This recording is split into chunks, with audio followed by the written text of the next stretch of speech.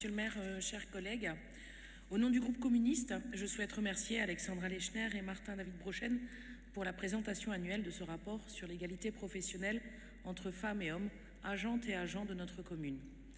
Nous saluons les efforts engagés et les progrès réels observés au sein des effectifs de notre commune.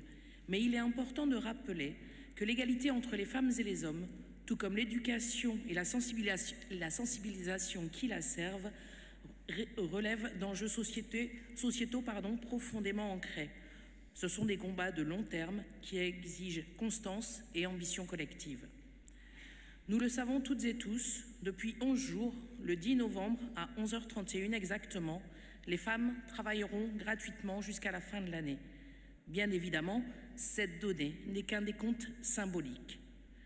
Cependant, il ne reste à la France plus que quelques mois pour transposer la directive européenne sur la transparence des rémunérations. Titré mercredi, le journal L'Humanité dans un article. Autant vous dire que celle-ci, nous l'attendons de pied ferme. Dans cet article, l'Association pour l'emploi des cadres, APEC, soulignait d'ailleurs que le niveau d'écart de rémunération entre les femmes et les hommes suit une courbe déprimante. Il s'agit plutôt d'une ligne droite vaguement inclinée, qu'une courbe d'ailleurs. Chez les cadres, à poste égal et situation égale, l'écart est de 6,8% en 2025 contre 6,9% en 2024. Pour précision, le texte européen voté en 2023 entend obliger les directions des entreprises à informer les salariés de la rémunération moyenne des personnes occupant des postes équivalents ou, le cas échéant, à justifier les différences. Quant aux entreprises de plus de 250 salariés, elles devront, produire chaque année un rapport sur les inégalités salariales entre les femmes et les hommes. Tout ceci est donc prévu en France dès juin 2026. Pourquoi, me diriez-vous, évoquer ce sujet en préambule de mon propos? C'est bien pour souligner l'énorme retard pris par la France vis-à-vis d'autres pays voisins, à l'exemple de la Suède ou l'Irlande. Par obligation, les collectivités locales, elles, y sont déjà soumises depuis plus de 10 ans. Ma lecture du rapport a été très attentive et nous saluons, je le disais, les progrès. Nous constatons que la ville de Lille n'échappe malheureusement pas aux difficultés rencontrées par les femmes en général et dans la société, les temps partiels en étant le premier exemple. Le 9 décembre dernier, lors d'un précédent conseil municipal, et la présentation du rapport l'année dernière, mon collègue Eddy Jacquemart concluait son propos par ces mots. « Nous sommes sur la bonne voie, la ville de Lille peut être exemplaire en la matière.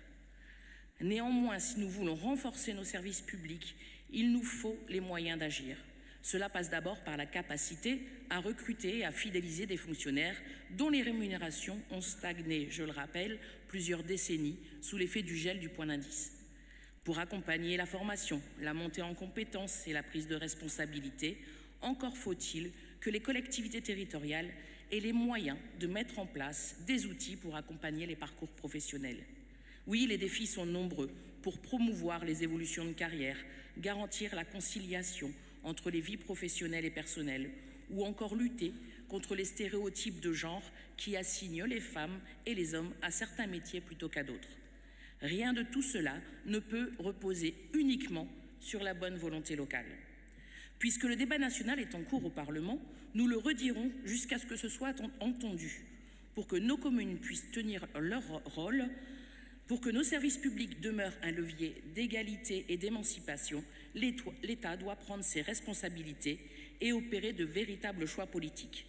Ce sont ces choix qui permettront d'assurer un haut niveau de service public et un haut niveau pour celles et ceux qui le font vivre chaque jour. C'est à cette condition que nous pourrons faire de la ville de Lille un exemple durable de progrès et d'égalité pour que d'autres collectivités locales et même les entreprises privées lui emboîtent le pas. Enfin, pour finir, et donc par le hasard du calendrier, ça a déjà été évoqué par les différentes prises de parole juste avant la mienne, la présentation de ce rapport intervient à un moment important de l'agenda des mobilisations. La course contre les violences faites aux femmes a lieu ce soir à Lille. Une manifestation est également organisée demain à l'appel des associations féministes pour dénoncer les violences sexistes et sexuelles et soutenir les victimes. Et dans quelques jours, nous serons le 25 novembre Journée internationale pour l'élimination de la violence à l'égard des femmes instaurée par l'ONU. Autant de rendez-vous qui nous rappellent que l'égalité professionnelle ne peut être dissociée du combat plus large contre toutes les formes de violence et de discrimination partout dans le monde. Je vous remercie.